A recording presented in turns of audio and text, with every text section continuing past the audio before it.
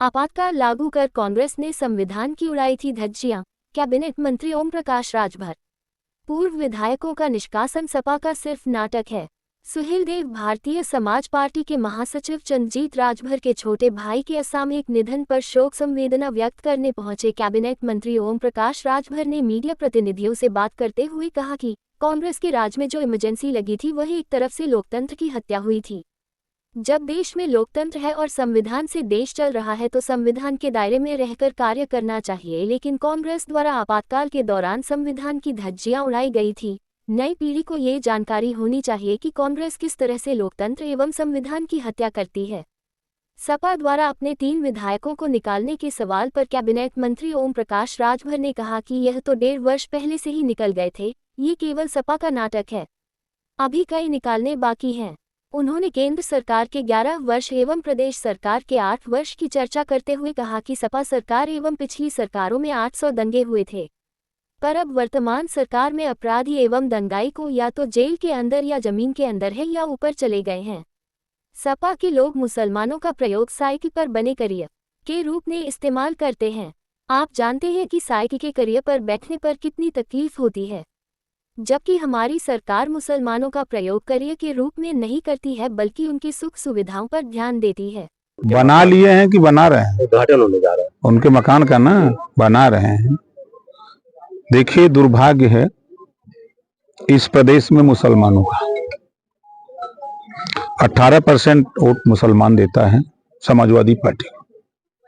ये कैरियर पर बैठता है, छतरी जो साइकिल के पीछे है उसको हम लोग कैरियर कहते हैं, और साइकिल चलाते हैं अखिलेश जी।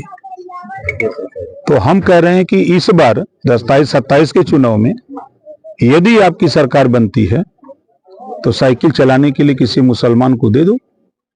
अब आप थोड़ा पीछे कैरियर पे बैठो, देखो कितना दर्द होता है कुछ दूर जाने पर, तब ना महसूस होगा। अच्छा, एक सवाल और है कि 2027 में किस तरीके से बीजेपी तैयारी कर रही है और आपकी तरफ से क्या स्टैंड है 27 को लेकर? 4 महीने में आपने देखा होगा कि हाफरी आ गई है आजमगढ़ में।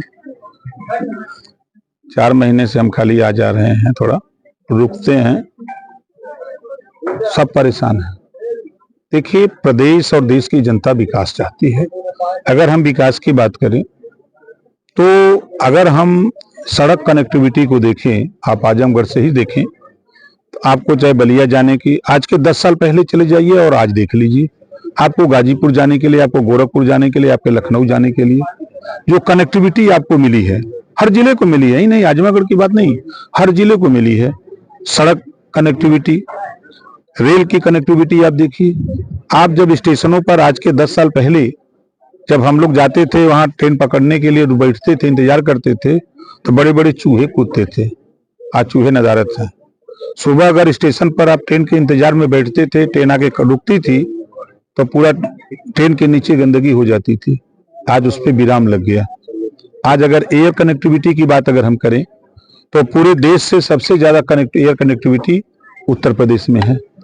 आज उत्तर प्रदेश से पूर्ण रूप से उन गरीबों की राहत मिल रही है जो गरीब बीमार होता है, ऑपरेशन कराना होता है, आयुष्मान कार्ड के नाम पर 5 लाख रुपए में बेचारा गरीब इलाज करा लिया, उसको राहत मिली है।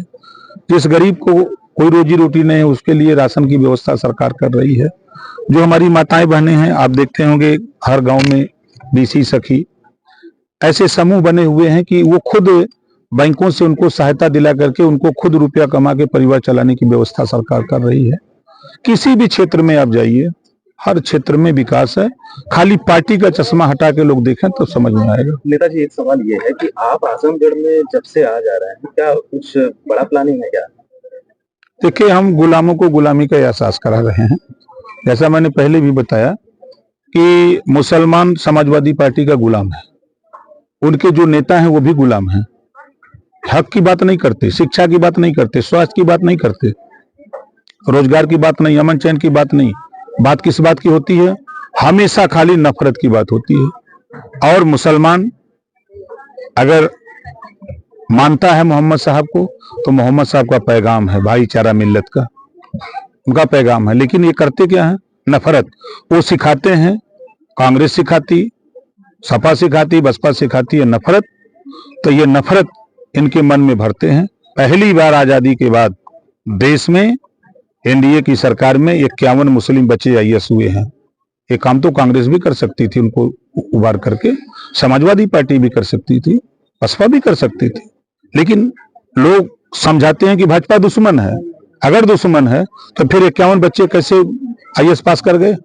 और साथ में सबसे बड़ी बात कि प्रदेश की जितनी योजनाएं हैं, सारी योजनाएं सबके लिए, सभी जाति, सभी धर्म, सभी मजहब के लिए बन रही हैं, किसी एक जाति धर्म के लिए नहीं है। जिस तरह से सरकार के विधायक लगातार पुलिस अधिकारियों पर, राजस्व के अधिकारियों पर हमला कर रहे हैं, रेलवे में उसमें यात्री पर भी हमला कर रहे हैं, कहीं लग नहीं रहा कि पूर्व की सरकार की तरफ जा रही है पार्टी का?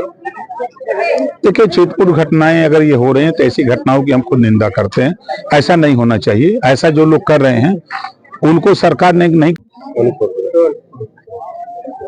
मंत्री जी, आज आप जनपद में आगमन हुआ, क्या किस तरह से शोक संवेदना परिवार कि हमारी पार्टी के प्रदेश के नेता हैं संजीत राजभर जी, इनके भाई की डेथ हुई है, तो उसी संबंध में यहाँ दरवाजा करने के उद्देश्य से आए। आपने कुछ जन सुनवाई की, लोगों की समस्या भी सुनी है, इस तरह की समस्याएं? देखिए, जो समस्या है उसको हम पढ़े नहीं है, और जैसा लोग देते हैं कागज तो संबंधित अधिकारी को हमारे जो एपीएस हैं वो रिमार्क कर देते हैं, हम डिस्कस कर देते हैं, और अधिकारियों से फिर फोन करके उनको अवगत करा देते हैं कि भाई ये समस्या दी गई है, उसको निपटाइए। मंत्री जी, कल आपातकाल के 50 वर्ष पूरे हो रहे, कांग्रेस द्वारा लागू किया गया था, एक तरह से लोकतंत्र की हत्या। किस तरह से आप देखते हैं, आप एज ए पंचायत? देखिए, जो इमरजेंसी कांग्रेस की रिजिंग में लगी, उस इमरजेंसी में लोकतंत्र की हत्या हुई। तमाम नेताओं को जेल में डाल दिया गया, पत्रकारों को जेल में डाल दिया गया, किसी की हिम्मत नहीं पड़ रही थी कि सच कोई बुद्धि बोले। उस बात की जानकारी आम लोगों को, जो नई पीढ़ी है उसको नहीं है, तो उसको भी इस बात की जानकारी होनी चाहिए कि कांग्रेस ने किस तरह की डिक्टेटरशिप अपनाई थी, इमरजेंसी लगा करके उन्होंने क्या किया, इसकी जानकारी लोगों तक होनी चाहिए। जब देश में लोकतंत्र है, संविधान से देश चल रहा है, तो संविधान के दायरे में सबको काम करना चाहिए, और संविधान की धज्जी उड़ाएंगे तो भाई अच्छा कदम नहीं है। मंत्री, एक सवाल है, अखिलेश यादव जी ने अभी 3 विधायकों को निष्कासित किया है पार्टी से। यह फैसला लेट नहीं किया उन्होंने, और किया तो क्या बर्खास्त नहीं कर देना चाहिए था? क्यों इतना ही? भाई देखिए, ये तो 1.5 साल पहले निकल गए ये सब लोग जान रहे हैं, तो कौन नया काम कर दिए हैं? कोई नया काम थोड़ा है, पुराना काम है अभी। और देखिए, प्रचार में लाने के लिए अभी 3 निकाले हैं, अभी बाकी है ना, तो उनको भी टाइम आएगा, फिर 1-2 महीना के बाद ठंडा हुई तो फिर निकाल देंगे। सनातन विरोधी देखिए, देश में जो व्यवस्था है, लड़ाई, गौतम बुद्ध जी ने देश में, दुनिया में शांति का संदेश का पैगाम दिया। गौतम बुद्ध जी